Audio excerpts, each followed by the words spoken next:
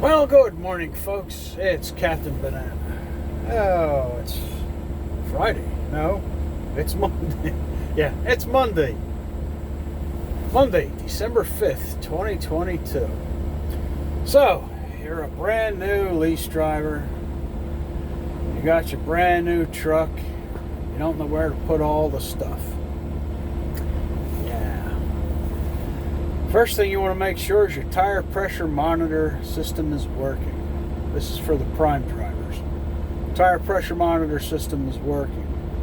If it doesn't show any tire pressure before you leave the terminal, you stop at the shop and have them program it. Yeah, very important. Another thing is placement of your transponders. Now, I don't work for Prime anymore. I work for a different company. So we have our Easy Pass, Best Pass, and the Pre-Pass. It's all one unit. So I have that there so I can see my lights when they light up. Prime, you'd put your Best Pass right here, right in the center of the windshield. And then your Easy Pass, usually set it there. And then your Best Pass, or your Pre-Pass rather, set it over here where my camera is. Set it over there. So that way, when you hear it beep, you can see the green light or red light flashing. Other thing is, you want to get a dash cam. I got a inexpensive, it's a Rove R2 4K dash cam with a 512 gig card. It's cheap, takes really good pictures. The other thing you want to get is a Garmin GPS. This is the OTR 600. Now they have the 610, which is an updated model. Works really well. I'm happy with it. And then you want to, hold on. And it's placement of your IFTA stickers.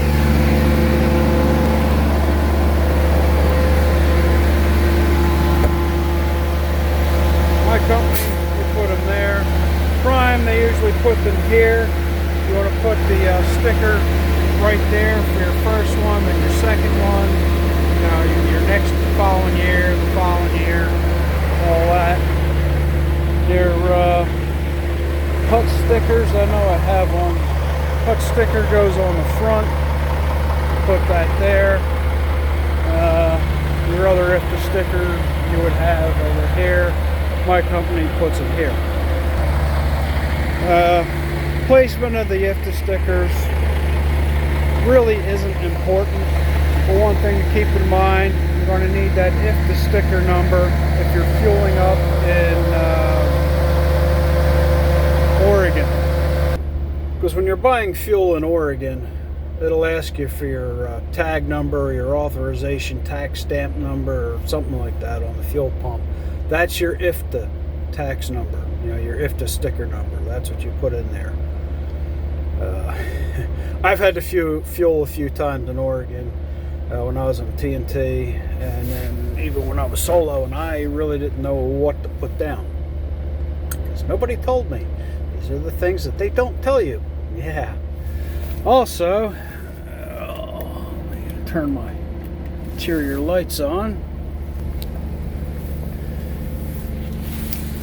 Ugh, my truck is a mess. The microwave. There is a hole over here. That's where it's where you can access the ratchet strap when you're strapping it down.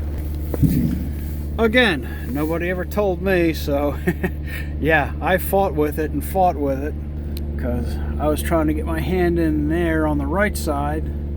Whereas you can see where the buckle is for the ratchet, and you see all the cat hair for my cat. But yeah, it's an access panel right here. It's always open. You can get to the ratchet, and once you've ratcheted it down, it doesn't move.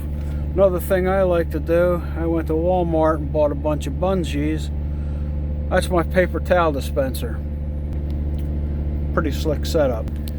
That's my refrigerator. That came with the truck because, like, again, I don't work at Prime anymore. I'm working for a different company, so they supply the refrigerator. I went to Aldi, bought a coffee maker. I think I spent $30 for a Krups style coffee maker. $30, not bad. So every morning I have coffee. Another thing you want to make sure is you have lots of tags. And that's those blue things there, your seals.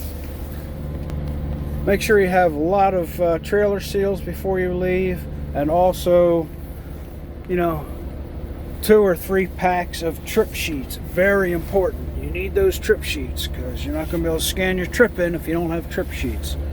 And you don't want to be a terminal rat, especially if you're leased, because if you're in the terminal, you're not going to make money. You got to stay out of the terminal to make money. For all you Prime drivers out there, you might want to skip the Springfield terminal because they're really, really busy. Salt Lake does phenomenal job.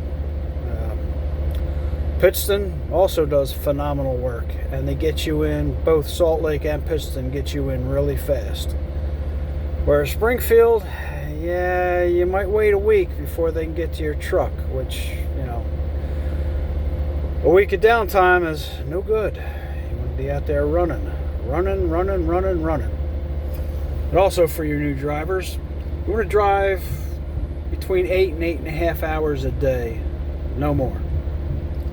That way you can run recaps and you won't have to take a 34. I was a company driver for Prime. I wasn't allowed to take 34s. My fleet manager said, no, you don't take a 34. Drive 8 to 8.5 hours a day, you'll run recaps.